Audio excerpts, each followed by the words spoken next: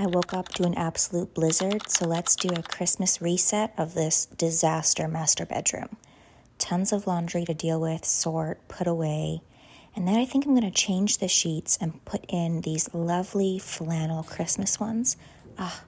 Just perfect for a blizzardy cold day. I also plan on completely rotting at home today since the roads are atrocious.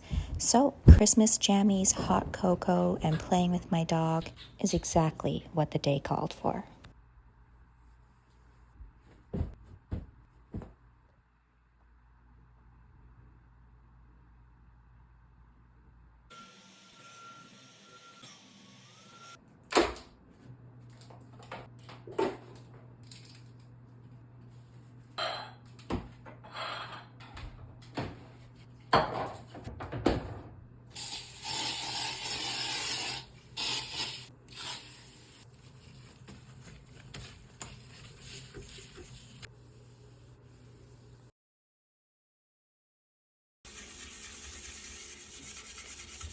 Throwback to a couple days ago when my dishwasher still worked.